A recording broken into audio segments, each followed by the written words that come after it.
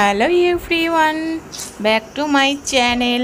তোমরা সব কেমন আছো? আশা করি ভালো আছো এবং সুস্থ আছো। তো সকলকে জানাই গুড মর্নিং। তো আশা করি আই হোপ তোমরা খুব ভালো আছো। তো চলো শুরু করা যাক ব্লগটা। তো এই যে দেখতে পাচ্ছ আমার মাম্মাম প্রথম শুরু হচ্ছে পাগলামি দিয়ে শুরু দিনটা বলতে পারো। মানে আজ ভীষণ খুশি বলতে পারো, কারণ মাম্মামের শরীরটা দেখছিলাম একটু ঠান্ডা জ্বর এরকম হয়ে এসছে।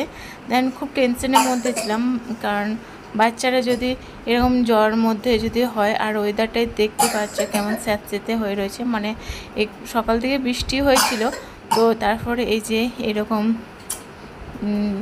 লেতকিয়ে সব রয়েছে ওয়েদারটা, তো বেশ ভালো লাগছে না। আর মাম্মাম এর মধ্যে কিন্তু দেখছি যে শরীরটা একটু বেটার লেগেছে, তো মাম্মাম নিজে মনে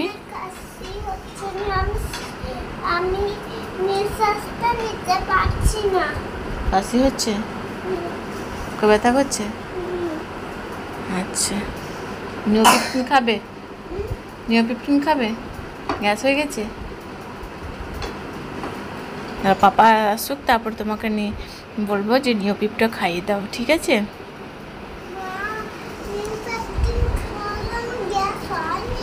গ্যাস হয়নি? আচ্ছা, শরীর খারাপ হয়েছে তো সবাই মামামের জন্যে দোয়া করবে। তো মামামের শরীরটা খারাপ, তো মামাম এই সকাল থেকে এই সবই করছে দুষ্টুমি। দেন মাম্মাম এই যে পুতুলগুলোকে দেখতে পাচ্ছ, পুতুলগুলোকে জামা পরিয়েছে, ওর টিপ দিয়েছে, মেকআপ করেছে, সমস্ত সব কিছু এরকম করেছে। আর দেখতে পাচ্ছ কতটা বিচ্ছিরি লাগছে দেখতে।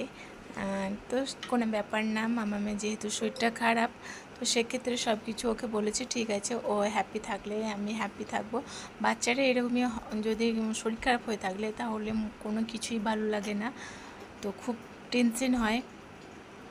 আর তারপরে এই যে সন্ধেবেলায়, কারণ আর ব্লগ করতে পারিনি, তো মামার যেহেতু শরীরটা খারাপ ছিল, সেক্ষেত্রে ব্লগ করা পসিবল হয়ে ওঠেনি। ঠিক সন্ধ্যের সময়। হ্যাঁ,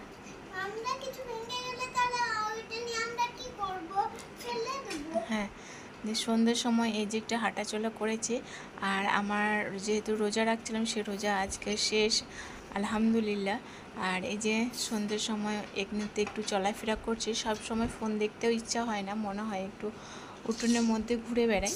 তো এই যে ঘুরে বেড়াচ্ছিলাম। আর এই রাত্রে আমাদের এই বাড়িটা কেমন লাগছে, সব লাইটগুলো জ্বালানো আছে, আর ঠান্ডা ঠান্ডা হাওয়া দিচ্ছে, বেশ ভালোই লাগছে।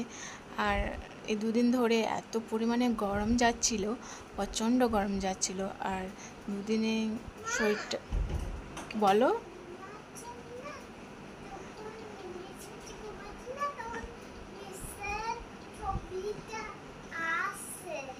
আসছে। আচ্ছা মামা, আমি যখন ব্লগ করি তখন মামাম যদি আমার কাছে থাকে তাহলে ম্যাক্সিমাম তোমরা ভয়েস শুনতে পাবে, মামাম এটা বলছে, ওটা বলছে, এটা বলছে মামাম। আর মামামের সাথে কথা বলতে যদি না পারি, মামাম ভীষণ রেগে যায়, খুব রাগ অভিমান ভাঙাতে তখন আমার সারাদিন কেটে যায়, এরকম একটা ব্যাপার হয়। কারণ মামামকে নিয়েই আমার সব কিছুই বলতে পারবো। আর বাচ্চা থাকলে তো সব কিছু নিয়ে ম্যানেজ করে চলতে হয়, তাই না? তো তারপর এই যে আমি সন্ধ্যের মধ্যে উঠানটা হাঁটছি, আর আমি কিন্তু খালি পায়ে হাঁটছি। সব সময় স্যান্ডেল পরে থাকলে কিন্তু হাঁটলে বেশ ভালো লাগে না। কখনো কখনো সুইমিং যখন থাকে তখন মনে হয় একটু হাঁটাচলা করি বা একটু বসে থাকি, এরকম মনে হয়। তো যেহেতু বৃষ্টি পড়ছে আর বেশ ঠান্ডা ঠান্ডা ওয়েদার, তো সেজন্যই আমি খালি পায়ে হাঁটছিলাম। আচ্ছা, কালকে বৃষ্টি পড়েছিল। হ্যাঁ, এই দেখতে পাচ্ছ মামাম কিন্তু এখনো পড়াশোনা করতে বসেনি, দেখতে পাচ্ছ। পড়াশোনা এখন করলে হয়? আচ্ছা, পড়াশোনা করলে হয়। তো মামাম এই যে কার্টুন দেখছে।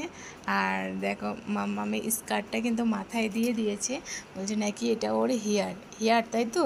হ্যাঁ। আর একটি গার্ডার দিয়েছে, যেভাবে আমি বেঁধে দিই চুল, যেরকম আমরা বেঁধে রাখি সেরকম কিন্তু মাম্মাম চুল বেঁধে রেখেছে। আর ওর টেডিটা কিন্তু ওর চেয়ারটাতে বসিয়েছে পড়াতে, আর খাওয়াতে। আচ্ছা, খাওয়াতে। আর মাম্মাম বসেছে খাওয়াতে দুটোই করে। আচ্ছা, দুটোই করে। আর মাম্মাম বসেছে এই যে ঠেস দিয়ে বালিশটা দিয়েছে এই চেয়ারে, আর এই চেয়ারটাতে বসেছে মাম্মাম। তো কার্টুন দেখছে। তো মামামের যেহেতু শরীরটা খারাপ, তাই বাচ্চাদেরকে ফোর্স না করাটাই উচিত। ওদের মনে হয় যে ওদের নিজের ইচ্ছা অনুযায়ী যদি চলা হয় তাহলে সব কিছুই ঠিকঠাক হয়, পড়াশোনাতে আগ্রহী হয়, খেলাধুলোতেও ঠিকঠাক হয়। তো ঠিক আছে। আর নিচে দেখতে পাচ্ছ পায়ের কাছে একটি টুল দিয়েছে, মানে ইলাহি ব্যাপার যাকে বলে। তো মামাম এই নিয়ে এখনও কিন্তু জানে না আমি যে ওকে ভিডিও করছি। আর এই যে আমি বলছি মামাম চলো একবার পড়ে নাও। তো মামাম বলছে কি যে না আমার শরীরটা ভালো লাগছে না, আমি জানেন না আমার শরীরটা খারাপ, আমি পড়তে বসবো না। এইটা হচ্ছে ওর স্কুল ব্যাগ, আর এটা হচ্ছে ওর টিউশন ব্যাগ। তো স্কুল যেহেতু মানডে তো যাবে, স্কুল মানডে আর একদিন পর। আচ্ছা, একদিন পর। আর এটা টিউশনি ব্যাগ, তো টিউশন থেকে এসছে।